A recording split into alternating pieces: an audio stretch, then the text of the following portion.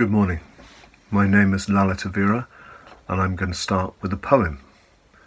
Those Winter Sundays by Robert Hayden. Sundays too my father got up early and put his clothes on in the blue-black cold, then with cracked hands that ached from labour in the weekday weather made banked fires blaze. No one ever thanked him. I'd wake and hear the cold splintering, breaking. When the rooms were warm he'd call, and slowly I would rise and dress, fearing the chronic angers of that house, speaking indifferently to him who had driven out the cold and polished my good shoes as well. What did I know? What did I know of love's austere and lonely offices? A friend of mine sent me that a couple of weeks ago, and it's been on my mind ever since. It seems to speak very directly to some things that are happening in this strange lockdown time. The line that first got me was fearing the chronic angers of that house.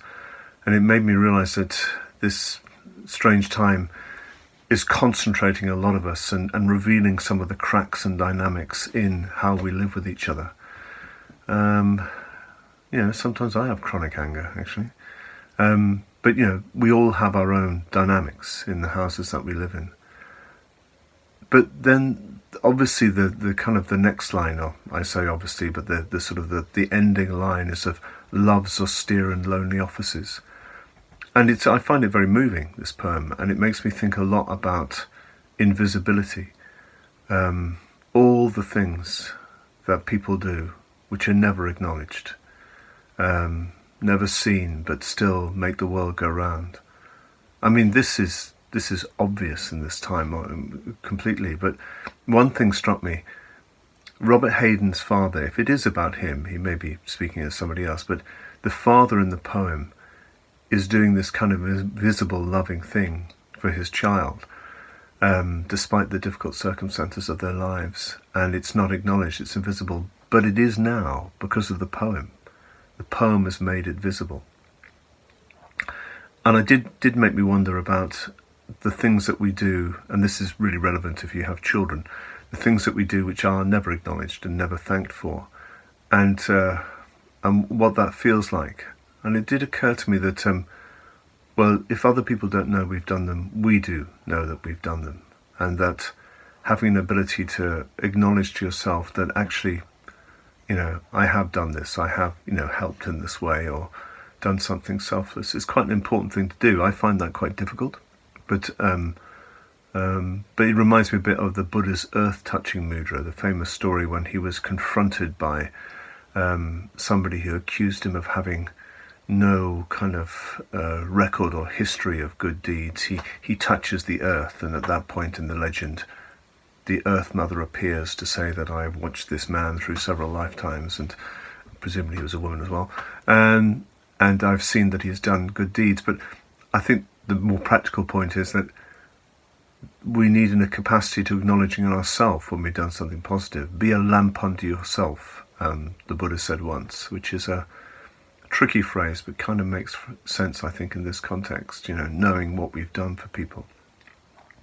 But look, this thing about invisible love, it's happening a lot at the moment. I remember about a week ago thanking somebody in the supermarket for staying open, and initially she was quite surprised that this complete stranger had wandered up to her to say thank you, but then she realised what I was saying and acknowledged it and accepted it, and quite rightly too. But I wanted to say kind of something final about what the poem can teach us about how to acknowledge that love. And I think it's to do with the fact that these things are, when we say that something's invisible, we say that it's underappreciated. So the opposite of that is appreciation. It's been making me think a lot about the value of appreciation as a simple practice. I noticed this when I first started doing the Metabhavana practice, the cultivation of loving kindness, that sometimes I couldn't seem to, get anywhere near feeling love or even friendliness for some people. But I could appreciate things. Appreciation, just simple appreciation, seemed to be a bit of a turning point between being preoccupied with myself and what I wanted and what I wasn't getting, and appreciating how somebody had been kind or somebody had been polite. Or appreciation seems to be a kind of a pivot from self-preoccupation to looking outwards. Appreciation has warmth in it. It has it has gratitude. That was the word I was looking for. In the poem, sorry, my battery was low then. In the poem, the poet says that no one ever thanked him. But actually, when you appreciate something or someone, you are thanking them in a way, or you're at least beginning. It's the thin edge of the wedge of gratitude, appreciation. So that and its warmth makes me think it's a pretty good practice. And I don't know, look at it, look, it's been revealed to us how many lonely and austere officers of love make our society go round. The bin men, the mechanics, all these people in these jobs which were underappreciated, we're now appreciating now. So, there we go. Let's appreciate things more. Thank you.